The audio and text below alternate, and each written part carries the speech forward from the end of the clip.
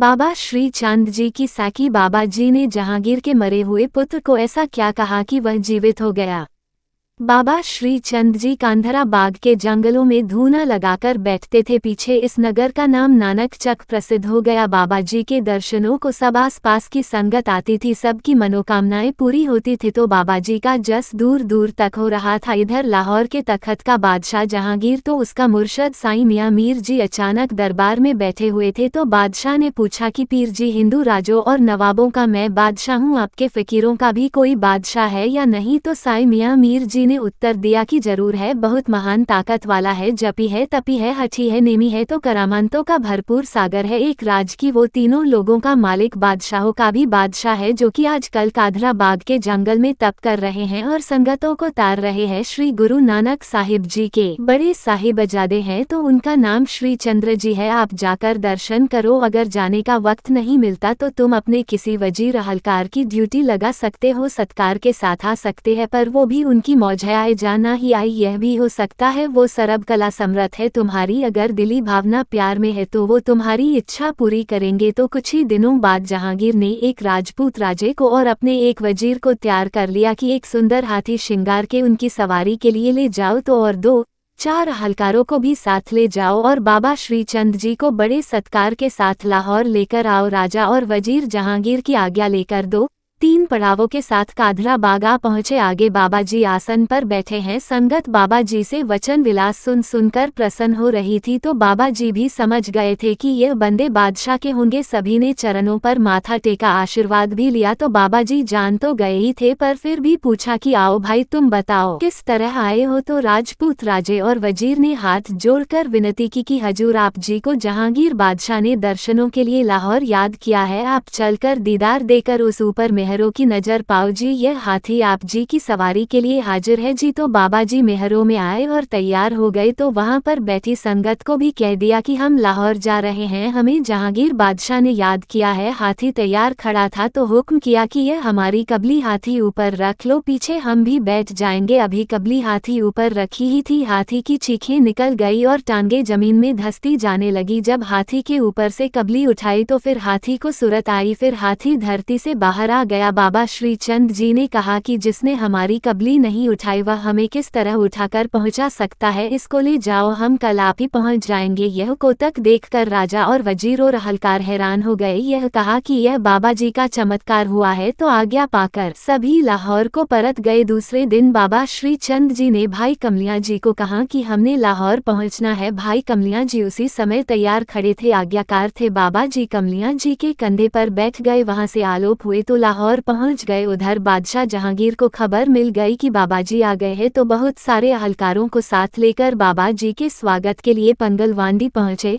बड़े स्वागत आदरमान के साथ राज दरबार में लियाकर बड़े सुंदर सिंहासन पर बिठाया। साथ ही भाई कमलिया जी थे, उनको दूध पिलाया। बहुत सारे सेवा में हाजिर खड़े थे। बादशाह जहांगीर ने चरण पर से सभी ने माथा टेका, आशीर्वाद प्राप्त किया तो कुछ समय आराम किया। यह सत्कार देखकर राज मौलाना ने बाबाजी के आगे सवाल कर दिया कि उस खुदा के दरबार में हिंदू कबूल होता है कि मुसलमान होता है, कि दोनों ही। तो बाबा जी ने उत्तर दिया कि खुदा ना तो हिंदू है, ना ही वो मुसलमान है और ना ही वो यहूदी है। खुदा का कोई मजहब नहीं है, उसकी ना जात है, उसकी मजहब के साथ कोई साज भी नहीं है। उसने सभी को बराबर बनाया है, पर जो शुभ अमल करता है उसकी रजा में प्रसन्न रहता है, अपने हक पर साकर रहता है, बस वही उसके दरबार में कबूल होता है। ये बातें हो ही रही थी तो राजमहलों में ये भाना व्रत गया कि बादशाह का पुत्र अभी 7-8 वर्ष का ही था। अचानक खेलते खेलते वो महलों से नीचे गिरकर बेहोश हो गया। वैद्य बुलाए गए और बहुत उपाव किए गए, पर अंत बच्चा मर ही गया। जब दरबार में बच्चे की खबर पहुंची, रोना करलोना हो रहा था। बच्चे की मां बेगम ने अपने मरे बच्चे को गोद अंदर ही पाया हुआ था और रो रही थी। अब उधर बच्चे का पिता जहांगीर भी आ गया, बच्चे की तरफ देखकर घबरा गया। अभी एक यही पुत्र था। बड़ी रानी नूरजहां ने कहा कि यह तुम्हारे किए पापों का ही फल मिला है, जो तो खुदा के फकीर साई लोगों को भी तंग करता रहता है, उस खुदा का भी कोई डर नहीं रखता। तो झट ही जहांगीर को बाबाजी का ख्याल आ गया, तो जल्द ही बच्चे की लाश उठाकर बाबाजी के चरणों में लिया कर रख दी। हाथ जोड़कर अर्ज की कि मेरे खुदा मेरे पर मेहर करो। ये क्या भाना व्रत गया है, आप मेहरों के सागर कृपालु हो, कृपा करो, इस बच्चे को जीवनदान बख्शो। तो बादशाह का करलोना सुनकर बाबा श्री चंद जी मेहरों के घर में आ गए, अपने करमंडल में से बच्चे की लाश ऊपर जल का शीटा मारा और कहा, उठ बच्चा, इतना सोते नहीं। बच्चा उस समय ही उठकर बैठ गया। फिर बाबा जी के नाम पर नारे बज गए कि धन मेरे खुदा, आप जी ने मेरे बच्चे को जीवनदान बख्शाया है, धन हो धन हो धन हो। तो जब बादशाह ने इधर उधर जरा को नजर फेरी तो उसी वेले ही बाबा जी वहां से आलोप हो गए थे। बच्चे की माँ बहुत खुशी में आ गई। सभी लोगों ने आकर मुबारकें दी। रात को मंदिरों से लेकर सभी शहर में दीपमाला की रोशनी जगमगा उठी और साथ ही आतिशबाजी भी चली। ऐसे प्रतीत हो रहा है जैसे आज ही बादशाह के घर पुत्र ने जन्म लिया हो। रानी ने बादशाह को अर्ज की कि महाराज, बाबा जी ने हमारे ऊपर बड़ी मेहर की है जो हमारे बच्चे को दोबारा जीवनदान आई है। ये सलाह करके राजा और रानी ने अच्छे तोहफे, हीरे, लाल मोती, जवाहरों के थाल भर लिए तो और अहम कर 2-4 साथ लेकर बाबा जी के दर्शनों को चले गए।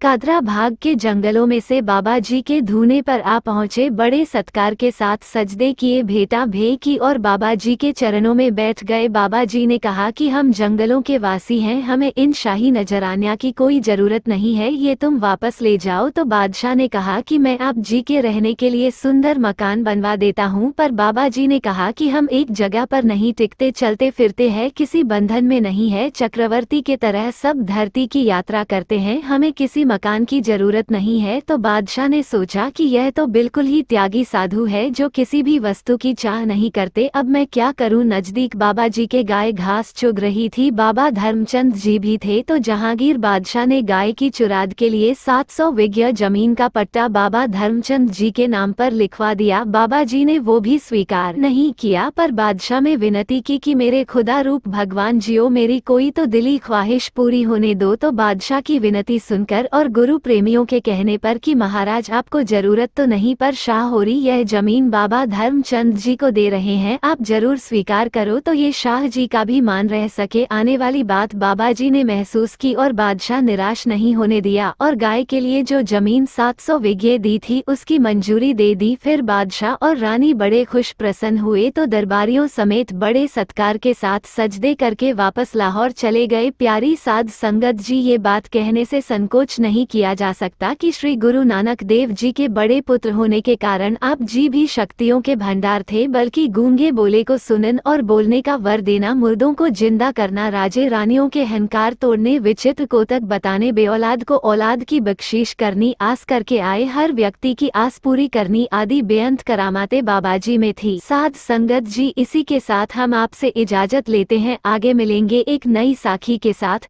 अगर आपको ये साखी अच्छी लगी हो तो इसे और संगत के साथ शेयर जरूर कीजिए ताकि यह संदेश गुरु के हर प्रेमी सत्संगी के पास पहुंच सके। और अगर आप साखियां, सत्संग और रूहानियत से जुड़ी बातें पढ़ना पसंद करते हैं तो आप मेरा YouTube चैनल को सब्सक्राइब कर लीजिए ताकि हर नई साखी की नोटिफिकेशन आप तक पहुंच सके।